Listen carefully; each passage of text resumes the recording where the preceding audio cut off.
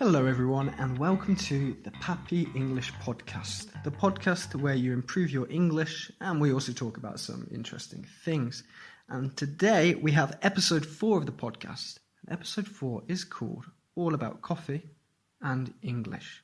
So if you love coffee, if you absolutely adore coffee, if you think coffee is the best thing ever, you're going to really enjoy this episode. And if you don't like coffee, I don't know what's wrong with you. I mean, everybody likes coffee, right? Well, you can listen anyway, because you're going to learn some English in this episode, which is the most important thing. And where shall I begin?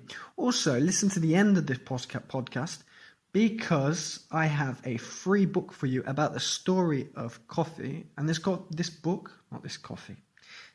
is for English learners. Okay, so it's at a level that will help you improve your English, and also there are some activities you can do to improve your vocabulary and comprehension. So listen to the end of this podcast to find out the instructions on how to get your hands on this book. Okay, and first of all, I'm going to talk about myself and my experience with coffee, because I am a coffee addict. It's the first piece of vocabulary for you today.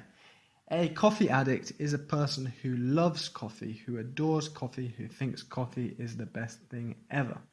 Addict comes from the word addicted, okay? You have a dependency on coffee, okay? So, am I a coffee addict really? No, I'm exaggerating. It's something we say a lot. You're a coffee addict. It's similar to saying she's a shopaholic, okay? Someone who's addicted to shopping is a shopaholic.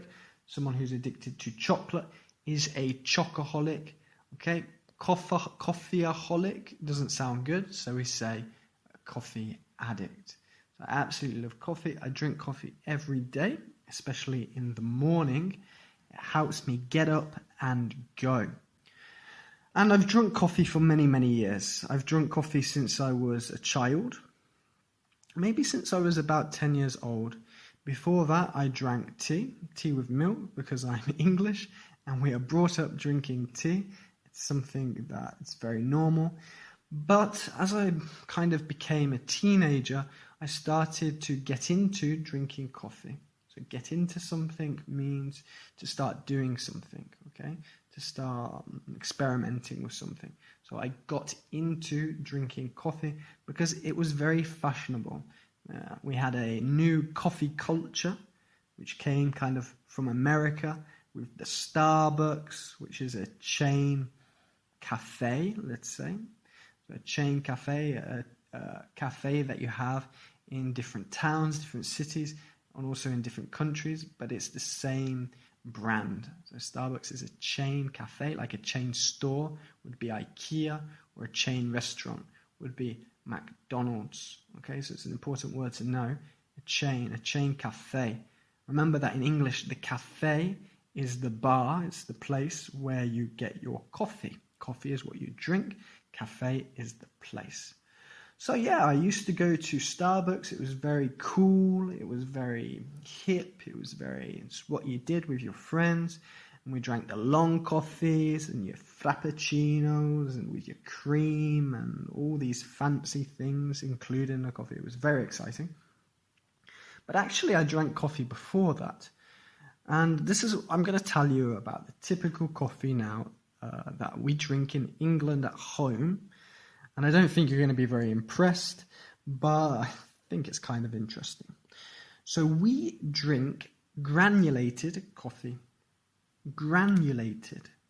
This is coffee that's in granules. So a granule, like a granule of sugar. When you add sugar to coffee, they're in granules, so they're little crystals. So crystals that have been sugar that's been processed. And it's the same. You can do the same with coffee. So you have little coffee crystals. And all you have to do is add boiling water from your kettle. The thing that boils your water is called the kettle. You add your boiling water to these coffee granules and they dissolve. So the coffee granules turn into coffee and you have nothing left. Nothing's dirty. You have no other coffee material. So it's very easy. This is something you also get a lot in hotel rooms, this kind of coffee. If you've been staying in some some different hotels, you get these little packets of coffee like that, granulated coffee. And that's very typical in England. It's not the best quality, I don't think. The taste isn't the best. It isn't very strong, but that's very common.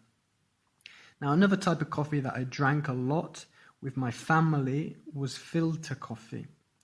Now, the filter is something that separates liquid from solid. So, let's go back a little bit. Before you make filter coffee, you need to have grounded coffee. Now, grounded coffee is what you take from the coffee bean.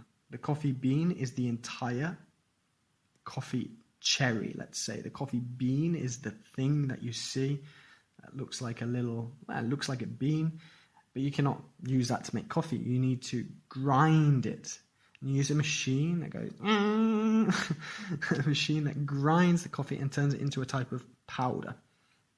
So this is an important word to know. To grind, and you use a grinder to grind the coffee, and that produces grounded coffee. Grounded coffee.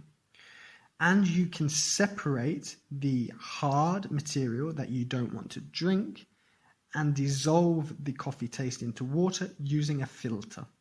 Now, the filter is like a piece of paper that separates the hard material and the coffee liquid. Okay, so you just have something nice to drink.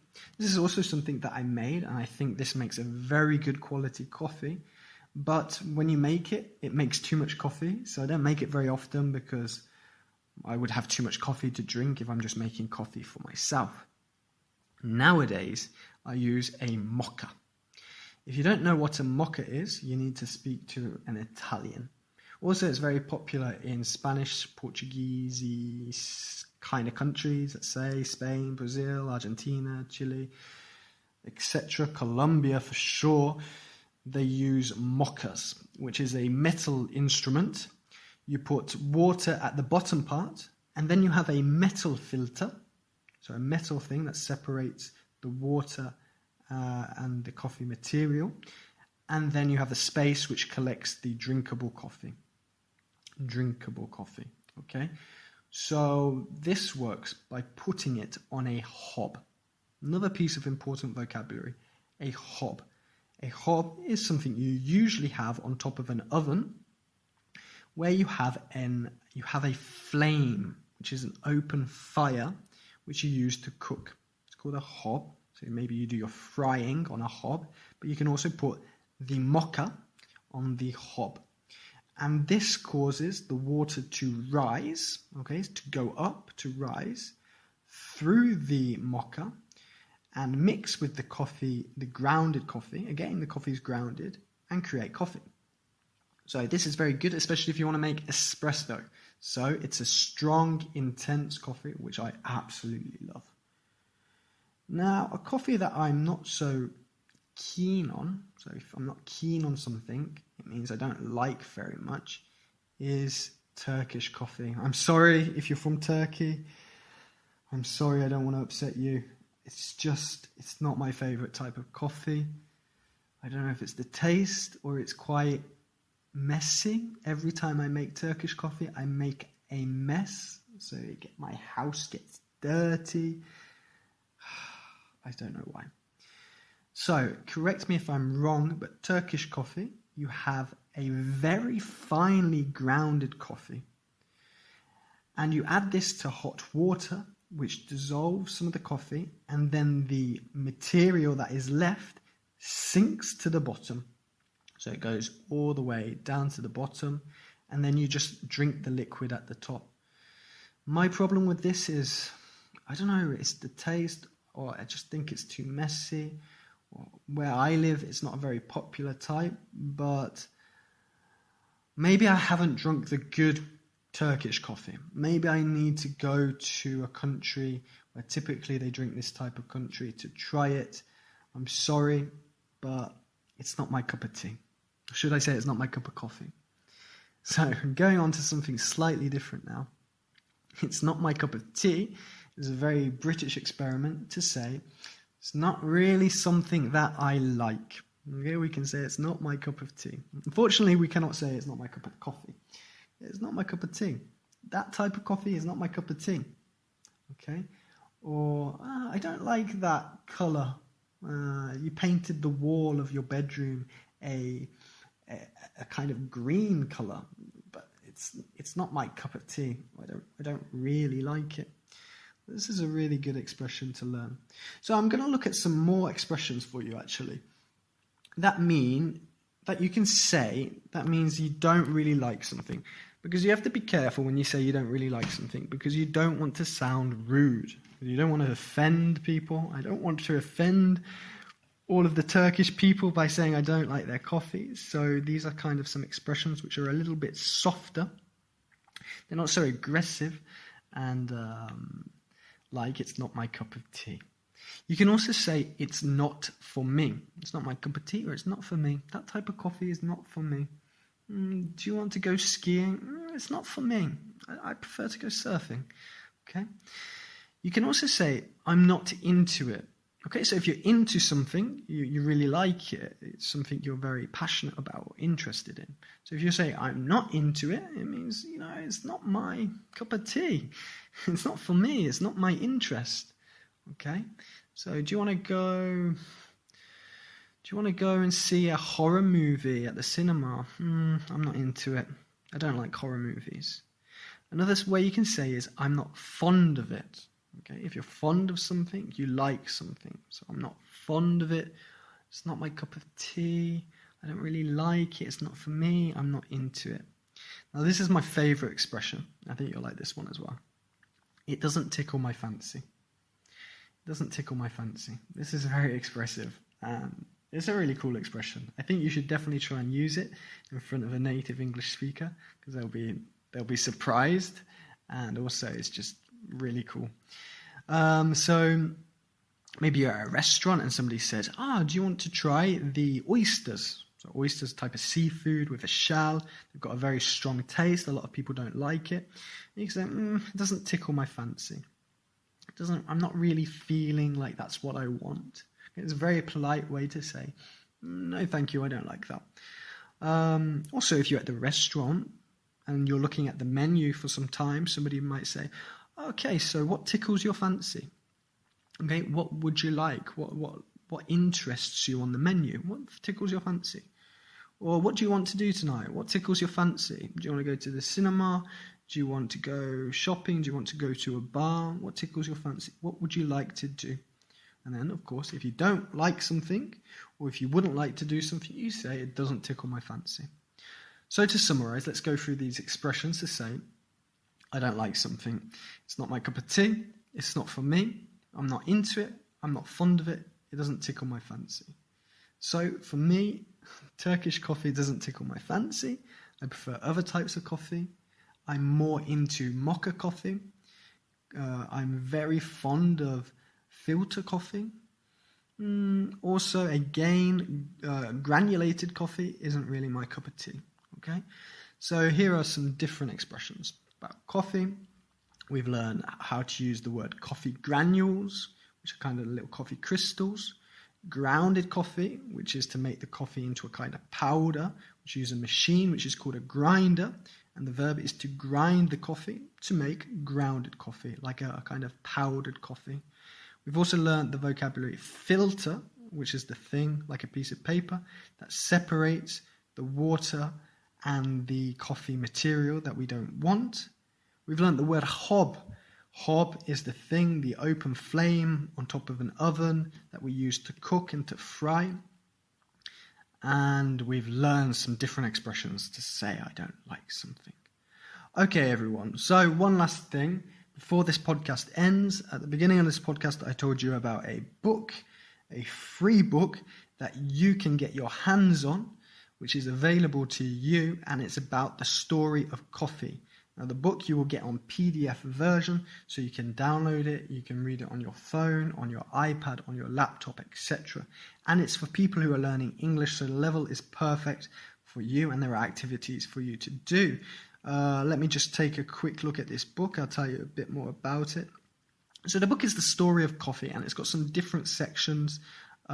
We've got a section about coffee around the world, also about where coffee plants grow. There are different types of coffee, like Arabica and Robusta, where they grow, how the coffee plant kind of is produced, because there has the coffee bean and the coffee cherry, and it's all very interesting actually.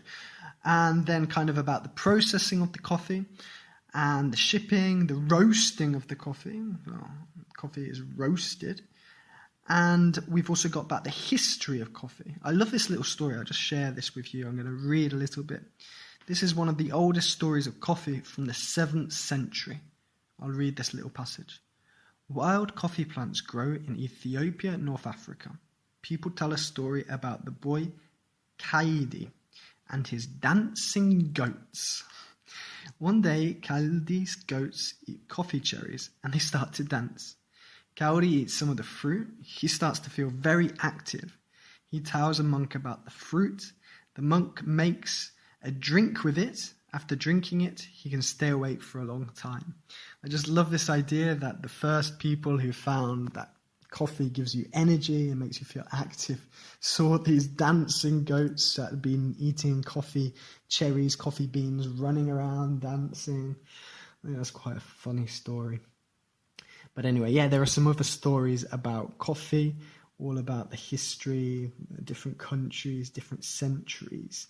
There's also information about the making of coffee, the different ways of making coffees, a bit about coffee culture as well, coffee houses, cafes, coffee shops, how to make a mocha, how to make a frappuccino, some interesting coffee facts. And then you've got your activities, comprehension checks, vocabulary activities, key vocabulary that you need to know. So yeah, if you want to get this book, as I said before, you need to send me a DM, but not on Papi English. You need to send a DM on Instagram at the page blackcatchideb, blackcat.chideb. Okay, so if you go to my Instagram page, I can direct you there anyway.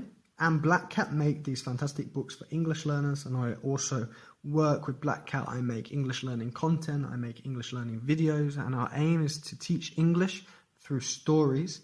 So they're a really great account, and they make these fantastic, fantastic books, which are sold all over the world. And we're giving this book away for free. You need to follow Black Cat and send them a DM saying, I'm a coffee lover too. Just send a DM, I'm a coffee lover too. And we will share with you this free book. Of course, make sure you follow Black Cat as well. Make sure you follow Papi English as well, so that you never miss these free books and these free lessons that we're giving away to help you improve your English.